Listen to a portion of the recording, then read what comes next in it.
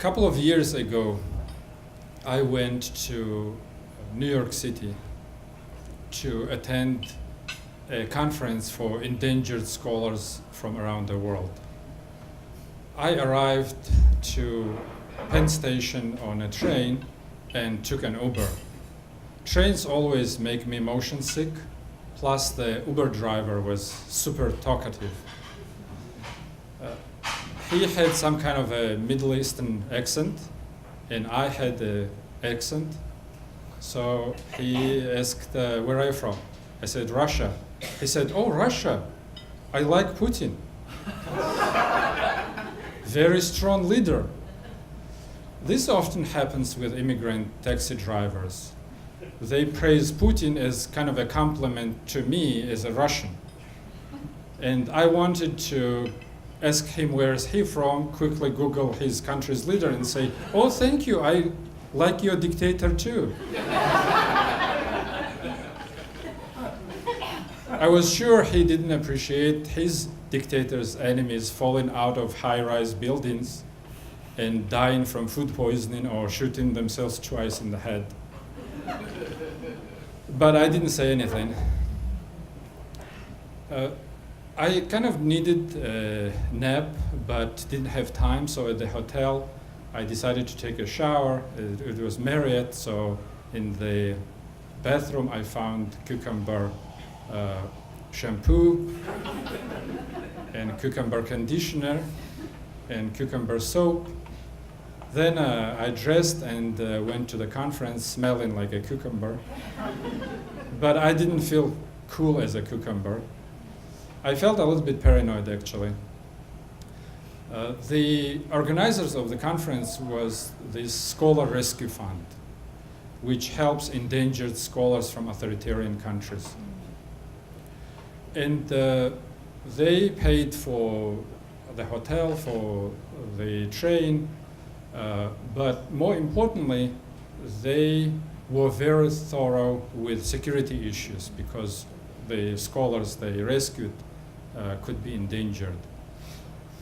Only instead of feeling me more safe, all these talks about security made me kind of hyper aware of danger. And as I was walking on the street, I caught myself checking a couple of times if I was followed by anybody. When I was approaching the address, which was not far from United Nations headquarters in New York, I identified a couple of other pedestrians smelling like cucumbers. And I thought they are from the same hotel. And I thought, we are such an easy target for spies. All the secret agents from our countries need to do just follow the cucumber scent trail.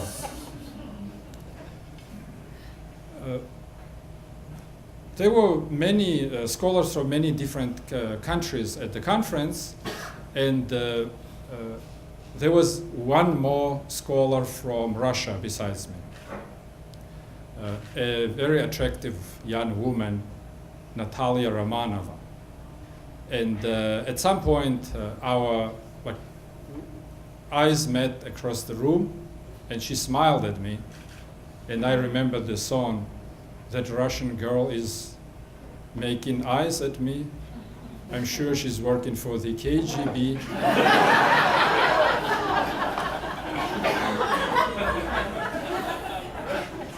I thought maybe I'm paranoid, but I decided to keep away from beautiful Romanova anyway. There's a saying that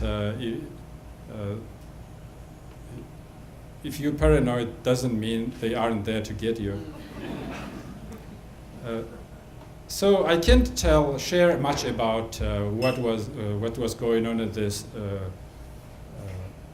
Endangered Scholars Conference because of the concern about the participants.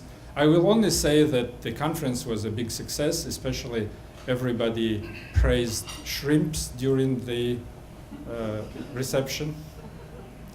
And after reception, I was walking back to the hotel, and I suddenly felt dizzy and nauseous. And the first thing I thought, I remembered Romanova's smile.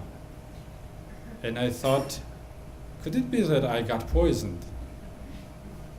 And I recalled how several years ago, a former KGB agent, Alexander Litvinenko, was poisoned by KGB in London. Well, I'm a college professor and not a defected KGB agent like Litvinenko, but I left Russia, so I could be also targeted because of that.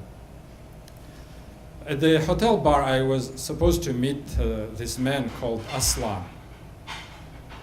I was researching his father's life, and it was a fascinating life. Aslan's father moved to the United States, and KGB labeled him as enemy of the state. And several years later, in 1985, somebody planted a bomb at his door in New Jersey and that bomb killed him. Aslan told me FBI never could find who killed my father.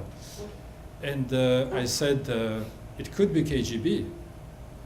And at that point, I felt another wave of nausea and ran to the trash can next to the bar and threw up. Aslan ran after me.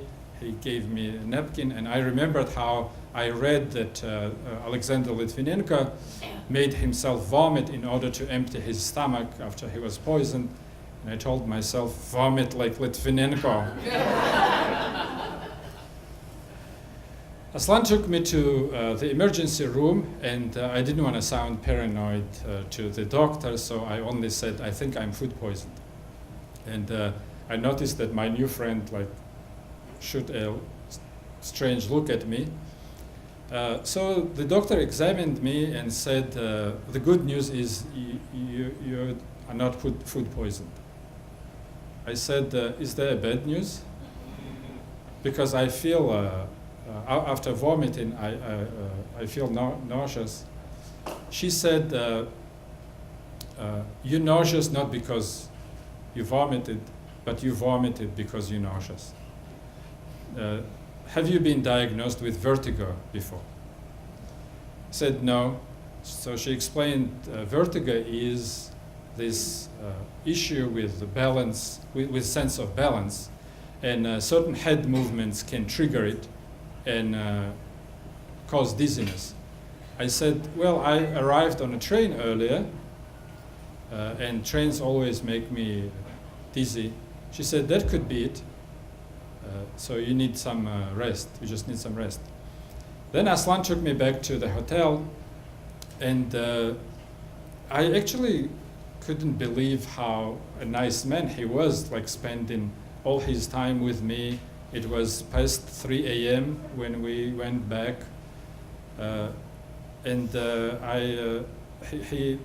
when we were shaking hands, he said, how do you feel? Better, I said. And actually, this might sound crazy, but I thought I was poisoned by KGB. I thought the same, I said. He said, it felt like I was in a spy movie. Well, I said, thanks for being there for me tonight. And as they say in spy movies, I think this is the beginning of beautiful friendship. And I went to my room, took shower, and fell asleep, smelling and feeling like cucumber.